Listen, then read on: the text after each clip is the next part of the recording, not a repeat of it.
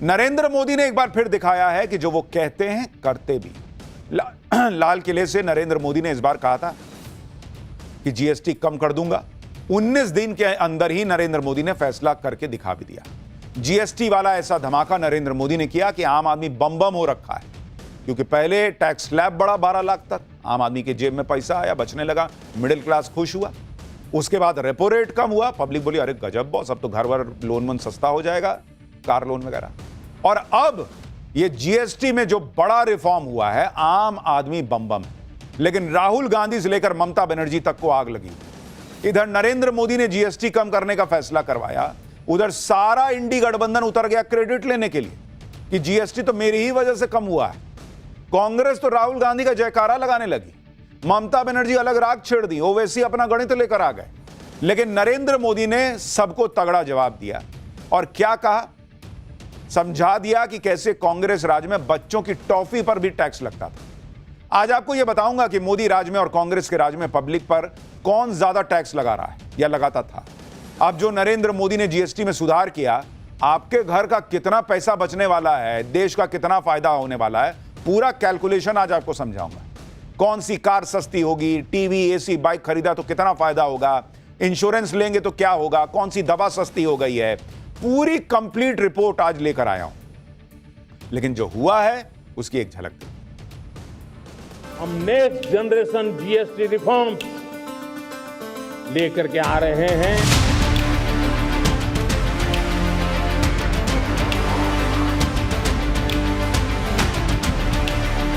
All items, the new rates will come into effect from 22nd September. I hope I'm clear on that. 2016 से राहुल जी दो ही slabs की बात कर रहे हैं। इनको या तो समझने में 9 साल लग जाते हैं या अपने अहंकार को नीचे करके फिर राहुल जी की सलाह मानने में 9 साल लग जाते हैं, मुझे नहीं मालूम। कांग्रेस वाले बच्चों की टॉफी पर भी 21% टैक्स लेते थे। जब भी भारतवर्ष में कुछ अच्छा होता है, तब कांग्रेस को मातम बनाने का पूरा मौका मिलता है।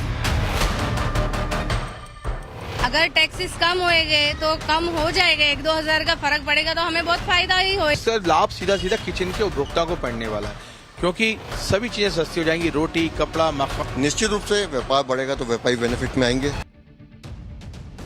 आप ये देखिए कि फरवरी में जब बजट आया था तो नरेंद्र मोदी ने उनके एक फैसले ने ऐसा धमाका किया था कि देश की इकोनॉमी रॉकेट बनी। तब नरेंद्र मोदी ने 12 लाख की इनकम को टैक्स फ्री कर दिया था। पहले इनकम पर राहत दी, अब खर्च पर भी बड़ी राहत दे दी और जीएसटी कम करके नरेंद्र मोदी ने डबल धमाका कर दिया। 22 सितंबर को जब नवरात्र शुरू होंगे, तब से जीएसटी की नई दरें लागू हो जाएंगी। जीएसटी पर अब सिर्फ 2 ही टैक्स स्लैब रहेंगे, पहला 5% का और दूसरा 18% का। 28% और 12% के स्लैब को खत्म कर दिया गया है, यानी जिन चीजों पर पहले 28% जीएसटी देना पड़ता था, उसमें से ज्यादातर चीजों को अब उठाकर 18% की कैटेगरी में ला दिया गया है। 10% का सीधे सीधे फायदा होगा। इसके अलावा जिन चीजों पर पहले 12% जीएसटी लगता था, उसमें से ज्यादातर चीजों पर अब 5% टैक्स देना होगा, यानी 7% का फायदा। और एक 40% की अलग कैटेगरी आई है, जिसमें ऐसी चीजें हैं जो बहुत लग्जरी हैं या पान गुटखा मसाला ये सब है, उसको 40% में डाल दिया। जितना कम करो खर्चा उतना अच्छा, या फिर ज्यादा टैक्स दो। यानी जो चीजें बहुत जरूरी हैं उस पर 0 टैक्स है, जो रोजमर्रा की चीजें हैं उस पर 5% तक टैक्स है, जो स्टैंडर्ड गुड्स हैं उस पर 18% टैक्स है। लग्जरी आइटम और तंबाकू प्रोडक्ट्स पर 40% जीएसटी लगे। जाहिर सी बात है कि जब जनता को कम टैक्स देना पड़ेगा तो जनता के हाथ में पैसा भी ज्यादा आएगा, इससे खपत बढ़ेगी, अर्थव्यवस्था का इंजन दौड़ेगा। जीएसटी के रेट घटने से आपके लिए क्या सस्ता क्या महंगा हो जाएगा, उसकी पूरी डिटेल कुछ देर में आपको बताऊंगा। लेकिन पहले बड़ी बड़ी बातें समझ लीजिए। पहली बड़ी बात, आपका डेली यूज का जो सामान है वो सब सस्ता होने जा रहा है, थोड़ी देर में पूरी लिस्ट बताऊंगा। दूसरी बड़ी बात, आपका घर बनाना सस्ता हो जाएगा, क्योंकि घर बनाने में जो चीजें लगती हैं वो सस्ती हो रही हैं। घर लेना सस्ता ऑलरेडी है, क्योंकि रेपो रेट घट गया है, होम लोन की दरें घटी हुई हैं, सीमेंट के दाम घट रहे हैं, रियल एस्टेट को बूस्ट मिलने वाला है। तीसरी बड़ी बात, आपका मेडिकल और लाइफ इंश्योरेंस सस्ता हो जाएगा। यानी पहले तो आप जो इंश्योरेंस लेना मस्ट है वो कीजिए और उसको में भी टैक्स घट जाएगा। लाइफ इंश्योरेंस, हेल्थ इंश्योरेंस पर जो 18% जीएसटी थी, उसको सीधा सरकार ने 0 कर दिया है। चौथी बड़ी बात, आपकी car, bike, cycle, TV, fridge सब सस्ता होगा। आपका फोन सस्ता होगा या नहीं, यह भी आपको आज आगे बताऊंगा। लेकिन पहले सुन लीजिए पीएम मोदी ने इस फैसले से जुड़े कौन से बड़े 5 फायदे गिनाए हैं, फिर आपको बताता हूं कि कांग्रेस किस लेवल की अलग पॉलिटिक्स ले आई।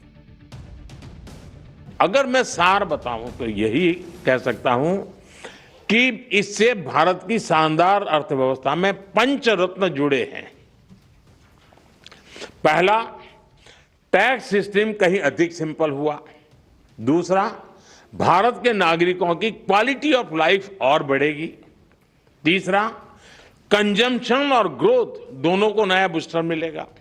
और चौथा, ईज ऑफ डूइंग बिजनेस से निवेश और नौकरी को बल मिलेगा। और पांचवा, विकसित भारत के लिए कोऑपरेटिव फेडरलिज्म यानी राज्यों और केंद्र की साझेदारी और मजबूत होगी, यानी इनकम में भी बचत और खर्च में भी बचत।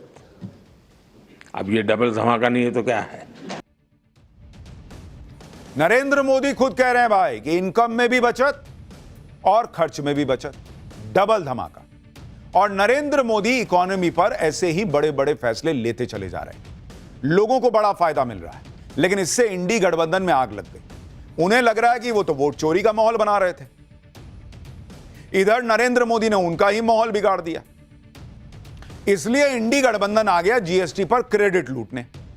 जनता को राहत देने वाले फैसले पर कैसे क्रेडिट लूटने की मार मच गई वो आप देखिए। कांग्रेस नेताओं ने राहुल गांधी का पुराना ट्वीट शेयर कर दिया कि राहुल गांधी ने तो पहले ही कह दिया था कि 18% या उससे कम जीएसटी होनी चाहिए। कांग्रेस नेता यह दावा करने लगे कि राहुल गांधी के दबाव में सरकार झुकी है। सरकार मोदी की है लेकिन सिस्टम राहुल गांधी का है। कांग्रेस अध्यक्ष मल्लिकार्जुन खड़गे ने कहा कि कांग्रेस करीब 10 सालों से जीएसटी के सरलीकरण की मांग कर रही है। मोदी सरकार अब नींद से जागी है। पूर्व वित्त मंत्री पी चिदम्बरम ने कहा कि जीएसटी पर सरकार को अपनी गलती समझने में 8 साल लग गए।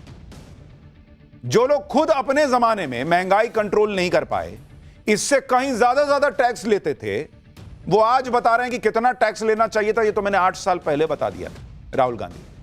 मतलब इन लोगों का हिसाब ये है कि जैसे ही रात हो बोल दो कि देखना अभी 5 जैसे बजेंगे घड़ी में, देखना सुबह होगी। और उसके बाद जैसे ही सुबह हो तो कहिए देखा मैंने प्रिडिक्ट कर दिया था कि सुबह होगी, इसलिए सुबह हो गई। जीएसटी पर राहुल गांधी को क्रेडिट देने वाले कांग्रेस नेता पवन खेड़ा तो कह रहे हैं कि राहुल गांधी की सलाह मानने में सरकार को 9 साल लगे, अगले 9 महीनों में इस सरकार की विदाई तय। पवन खेड़ा को सुनिए, फिर मैं आपको बताता हूं बीजेपी ने क्या जवाब दिया और सरकार को यह समय लगा तो लगा क्यों। 2016 से राहुल जी 2 ही स्लैब्स की बात कर रहे हैं। इनको या तो समझने में 9 साल लग जाते हैं या अपने अहंकार को नीचे करके फिर राहुल जी की सलाह मानने में 9 साल लग जाते हैं, मुझे नहीं मालूम। अब हमने अभी एक आवाज कल उठाई है, अब इनके पास 9 साल तो बचे नहीं। अब अगले 8-9 महीने में भी, मुझे लगता है वो भी मैं ज्यादा बोल रहा हूं, 8-9 हफ्ते में ये भी सलाह मान ले राहुल जी की तो अच्छा रहेगा, नहीं तो फिर हम आके कर देंगे, चिंता मत कीजिए। जीएसटी कम करने का क्रेडिट कांग्रेस राहुल गांधी को दे रही है। राहुल गांधी जिस समय कह रहे थे 2 स्लैब लगा दीजिए, उस समय उनकी पिछली सरकार जो है ना, इतना बड़ा फर्रा छोड़ के गई थी, तेल के बिल का, इस बिल का, उस बिल का, कालीन के नीचे पूरा सिस्टम का कचरा डाला हुआ। नरेंद्र मोदी ने आके पहले सिस्टम दुरुस्त किया, उसके बाद खजाना भरा, उस खजाने से देश में इंफ्रास्ट्रक्चर बढ़ाया, विकास किया, तब जाकर आज जब ऐसी स्थिति है कि इन्वेस्टमेंट आ रहा है, बड़ी बड़ी फैक्ट्रीज लग रही हैं, कंपनियां लग रही हैं, लोगों की आमदनी बढ़ी है, इकोनॉमी को बूस्ट मिल गया है, महंगाई कंट्रोल में, तब जाके ये चीज कर रहे हैं कि एक काम करो, जेब में पैसा है ये लोगों का, सामान घटा दो, अपने आप डिमांड जो है वो बढ़ेगी, लोग ज्यादा खरीदेंगे तो पैसा जो है जीएसटी कलेक्शन और बढ़ ही जाएगा। बीजेपी प्रवक्ता संबित पात्रा ने देश में कहा कि देश में जब भी कुछ अच्छा होता है ना, कांग्रेस मातम ही मनाने लगती है। एक बार संबित पात्रा को भी सुनिए। और जहां तक यह कहना कि राहुल गांधी के कहने पर हुआ है, देखिए भैया, गांधी परिवार के कहने पर तो ये सूर्य चंद्र भी आत जात करते हैं। ये गांधी परिवार ही कह रही तो ब्रह्मांड है, वरना ब्रह्मांड थोड़ी होता। आप बताइए भारतवर्ष होता क्या अगर गांधी परिवार नहीं होती? ये इनकी मानसिकता है कि सब कुछ इनके कहने पर हो रही है। और मैं केवल प्रवक्ता के नाते नहीं, एक साधारण व्यक्ति के नाते कहता हूं, जब भी भारतवर्ष में कुछ अच्छा होता है भारत की आम जनता खुश होती है तब कांग्रेस को मातम बनाने का पूरा मौका मिलता है। खैर, इधर कांग्रेस क्रेडिट लेने में लगी है, उधर टीएमसी ने क्रेडिट की माला ममता बनर्जी को पहना दी। टीएमसी ने कहा कि पहले दिन से ममता बनर्जी वित्त मंत्री से कह रही थी कि इंश्योरेंस पे टैक्स लगाना सही नहीं है। आखिरकार नरेंद्र मोदी की सरकार को दबाव में झुकना पड़ा। टीएमसी के सांसद साकेत गोखले ने कहा कि जीएसटी का क्रेडिट लेना मोदी की बेशर्मी है। 8 साल से मोदी ने जीएसटी के जरिए लोगों का खून चूसा। यह राज्यों और केंद्र सरकार का साझा फैसला है, यह नरेंद्र मोदी का गिफ्ट नहीं है। मतलब 8 साल से खून नरेंद्र मोदी ने चूसा, आज जब डबल धमाका हो गया तो यह राज्यों का भी संगठित फैसला है। जबकि सच्चाई यही है कि जीएसटी का हर फैसला जो है वो मिलजुल के लिया जाता है, आम सहमति से लिया जाता है। प्रस्ताव केंद्र लाई, उस पर आम सहमति बनाई गई, तो सब फैसले में ये लोग भी शामिल होते हैं। इंडी गठबंधन में क्रेडिट लेने की इस दौड़ पर बीजेपी भी हमलावर हो गई। बीजेपी ने कांग्रेस पर पलटवार किया। बीजेपी ने तर्क दिया कि जीएसटी यूपीए की देन नहीं है, इसकी परिकल्पना साल 2000 में वाजपेयी जी ने की थी। बीजेपी ने कहा कि कांग्रेस के पास जीएसटी लागू करने के लिए 10 साल थे, लागू तो कर नहीं पाया। पीएम मोदी ने 3 साल में लागू करके दिखा दिया। कांग्रेस ने आरोप लगाया कि पीएम मोदी ने 1 नेशन नो टैक्स लगा दिए। इस पर बीजेपी ने कहा कि कांग्रेस के वक्त 17 तरह के टैक्स थे, 13 तरह का तो सेस लगता था। जो कांग्रेस आज जीएसटी को लेकर मोदी सरकार पर सवाल उठा रही है, उसके वक्त में कैसे रोजमर्रा की चीजों पर हाई टैक्स देना पड़ता था, उसकी एक छोटी सी लिस्ट आपको दिखाता हूं। पवन खेड़ा कह रहे हैं ना कि राहुल जी तो 8 साल पहले यह बोध दे दिए थे देश को कि 2 ही टैक्स स्लैब लगना चाहिए। वो राहुल गांधी यूपीए के सरकार में मनमोहन सिंह को नहीं समझा पा रहे थे क्या कि कितना टैक्स लेना चाहिए? क्योंकि अगर मैं आपको बताऊं कि किस वक्त कितना टैक्स लग रहा था किस सामान पर, अगर आप देखेंगे सामान, अगर आप देखेंगे इसको कि टैक्स को देखेंगे यूपीए और अब एनडीए या मोदी राज कह लीजिए, कितना किस पे टैक्स लगता था। जैसे टूथपेस्ट, भाई ये सब तो डेली की चीज है ना। टूथपेस्ट पर यूपीए के जमाने में 27% टैक्स लगता था, 27%। अब जीएसटी में लग रहा है 5%। मुंह धोने में भी आपको 27% का टैक्स चुकाना पड़ रहा था। वो लोग कह रहे हैं कि राहुल जी ने तो कब्बे कह दिया था, तब नहीं कह पा रहे थे कि 5% टैक्स लगाओ।